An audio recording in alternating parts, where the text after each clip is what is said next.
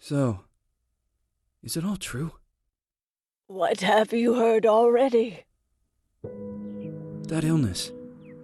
It thickened the bones. It accelerated the healing process and tissue regeneration. Is that all true? Every word. But if that's what it was doing, why call it an illness? The Lepidopterans made a nest out of the human body where they could eat and multiply. An illness is what it is. But then, Where do you want me to start? from the beginning. I'm old, Mr. Manny. My memory is not one of my strong points. Well, for example, why do they call you Madame Svenska? A name is just a trace. It is our business card, our identifier. It presents us to the world. But does it tell our story or really describe who we are? I swear I know 3 or 4 idiots with the same exact name. Well, yes. But we are not made of that name. It is given to us. Other people choose it for us, whether it suits us or not. It doesn't tell us who we really are. That name will not give us any answers. It is only through growing old that we become the answer to the questions of our childhood. And living in Sweden the last 30 years has definitely inspired this affectionate moniker. And so, Madam Svenska, it is. And yet you come back to Italy. Why? Because I forgot. But I also forgot that I had promised to remember. Tell me. Please excuse me. Sometimes my memory needs to be jogged. There's always been a song that, as well as the name you refer to so much, has labeled my whole life, has given it a name, and it's from a name. If you can believe how bizarre and sometimes unbelievable my confused memories are to describe that all this began.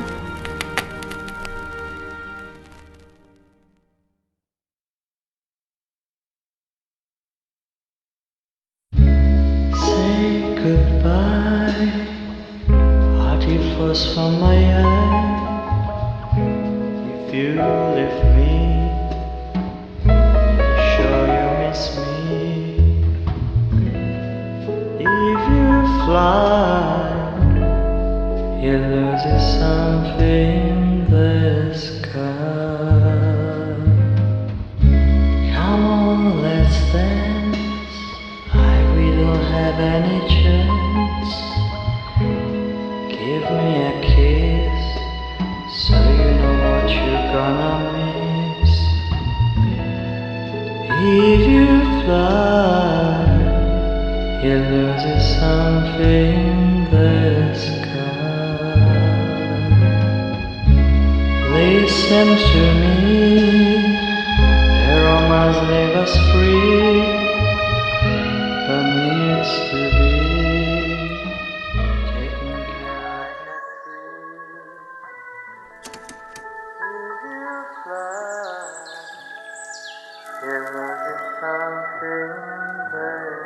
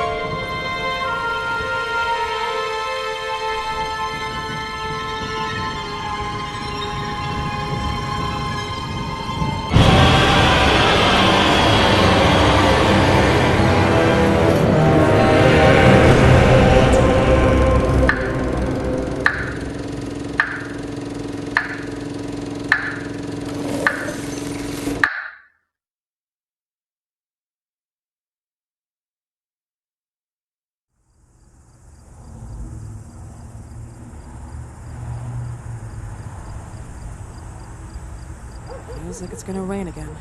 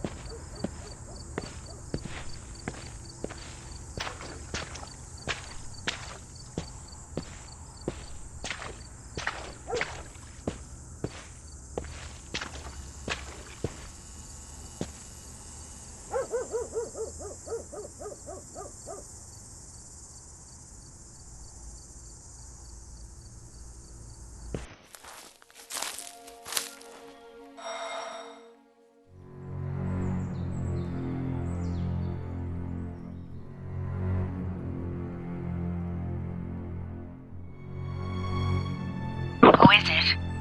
Yes, hello. I'm Dr. Reed from the Santa Margarita Institute. I'm sorry, but Mr. Felton is no longer a patient. I know. This is why I'm here. Hello? Anyone?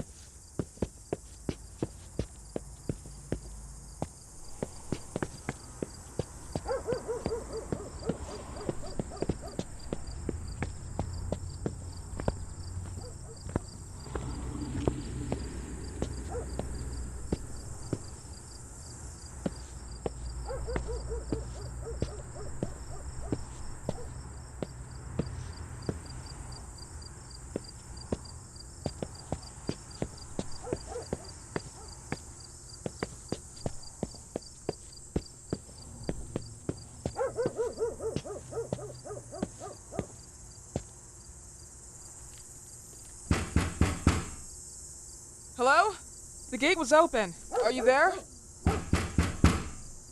Hello? Is anyone there?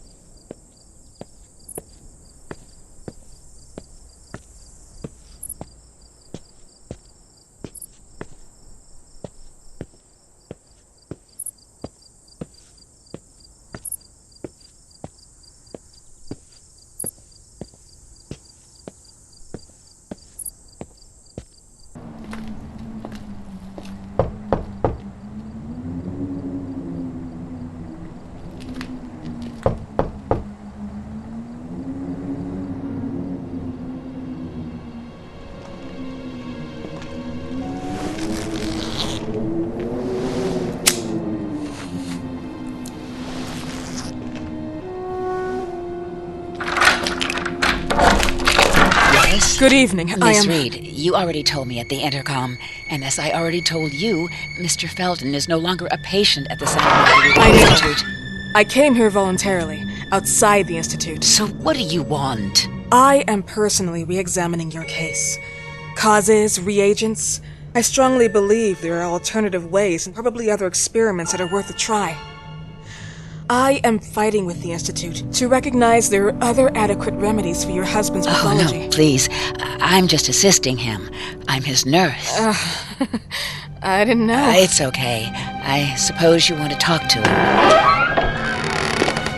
Thank you. I apologize for the darkness, but Mr. Felton's sight has been damaged and immensely compromised because of the disease. Anyway, I am Gloria. Oh, and please, refrain from smoking inside. Mr. Felton hates the smell of smoke. Sorry.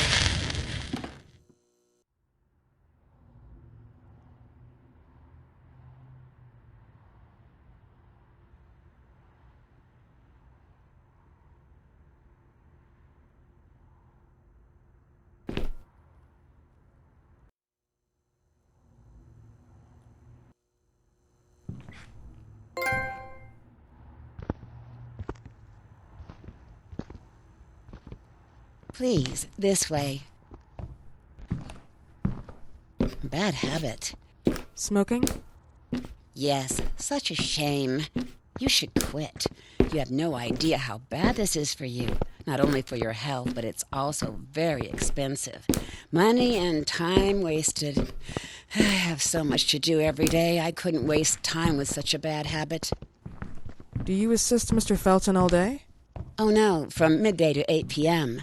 Then I go back home. I live near here. If needed, he can contact me with a pager, but that's not often. His wife takes care of him when I'm off. What can you tell me about her? I met her just a couple of times. She's usually out or locked in her bedroom when I'm here. Let's say they don't seem to get along. I didn't know. But, when she's home, she listens to the same music, the same song, over and over.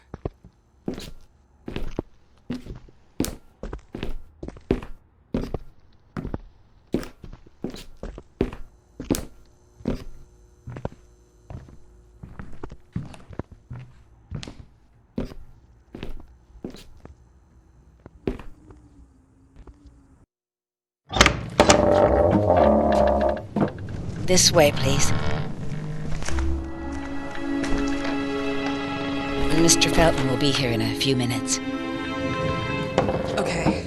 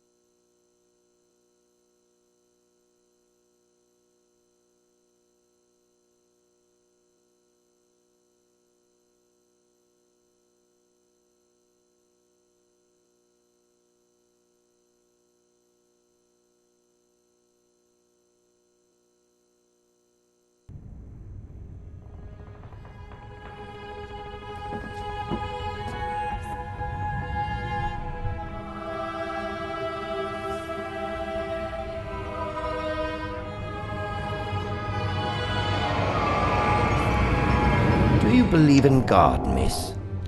Well, it would be too easy, wouldn't it? I believe in people's willpower. Everything else is not God, but an aptitude or mankind's cruelty. This is the kind of fairy tale I prefer at my age. When you're worn out from an incurable disease, you start having some doubts. Why is there so much life in such small but lethal creatures? An arbiter, that's all we need. For what? It's wrong and crazy. It's human nature. That same nature in which we are equals to those ants eating each other. But, pardon me, I forgot my manners. Please, sit down. Dr. Reed, I suppose? Sorry, Mr. Felton. Pleased to meet you. So you already met Gloria? Yes, she let me in. She's a great reference, extremely hardworking, but back to us. I don't recall seeing beautiful doctors like you at the Institute, Dr. Reed. I am flattered, Mr. Felton. I arrived at the Institute just a few months after you left. And you left because? Inadequacy of the sanitary treatments within the structure. That's right. And in a few words? In a few words, they didn't know how to treat my case, and they left me there to die. But it seems that other issues took over. I once or twice refused to go through exams. Mr. Felton, is there anything I can do for you? Oh, Gloria, yes. See if Dr. Reed needs anything. Oh, no. May I offer you a cup of tea or coffee? Espresso? No, thank you. As you wish. How about you, Mr. Felton? No, thank you. I'll keep entertaining our guest. You can go now. You're diagnosed? 1958? Yes, indicatively. Some friends and I contracted the disease while traveling to Egypt, and it got worse. In addition to the disease, the first exam showed some inconsistency. Some hormonal deficiency? Overdose of non-prescribed drugs, opiates? Phenoxyl? Wasn't it recalled in the mid-60s? Doctor, don't you think that nowadays there are ways to obtain drugs without any prescription? I believe so. According to your file, you still receive your disability pension. Even better, it seems that the beneficiary is your wife, Ariana Gallo. Exactly. She's the one who takes care of me when Gloria is off. How about your daughter? My daughter? Celeste has never come back home. Disappeared. She was adopted, am I right? The investigators confirmed that she intentionally left. They never suspected a kidnapping since there was no ransom request. How about Weeman? Wasn't he a suspect? A flash in the pan, an idiot who brought confusion by sending warnings and threats. And her birth parents? Dr. Reed, young girls often decide to just go. And this is what my daughter decided to do. Jennifer. What did you say? At times, you'd call her Jennifer. No, my Mr. daughter... Felton, what has really happened to your daughter? I just told you. How about the off-the-record version? I am not sure where you're trying to go with this, but I won't tolerate... I don't have the strength for this now. I know you've been trying to forget her, but this picture might help you to. What is this? Where did you get this picture? Isn't she your daughter? Celeste, or has you called her? Jennifer? I asked you a question. Back of the picture says Jennifer. There is no Jennifer! You thought I was stupid, didn't you, Mr. Felton? Do you really think I'd come here without knowing what I'm talking about? Who are you, and why did you come here? Did you come to my home to threaten me with your condescending Threatening tone? you? So maybe I should ask your wife then. She's not home. Seems like she is. Mr. Felton, I just talked to the director of the Institute on the phone. They have never heard of Dr. Reed. She is not what she claims to be. Well, Miss Reed, if that is your real name, your time here has ended. Please, leave my property. Miss Gloria will escort you out. Please follow me. Mr. Felton, please, tell me what you did to your daughter! Good evening. Follow me.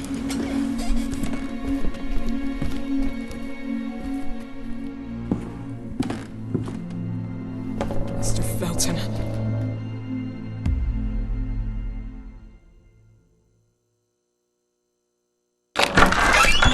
You know the way. How do you even... How do I do what? How do you even sleep at night? You use people's lives regardless of the pain you cause. The Feltons have been through a lot. And they are good people. Gloria, a young girl disappeared. We all know the story, unfortunately. A burden that the Feltons will have to carry for the rest of their lives. Celeste just left them.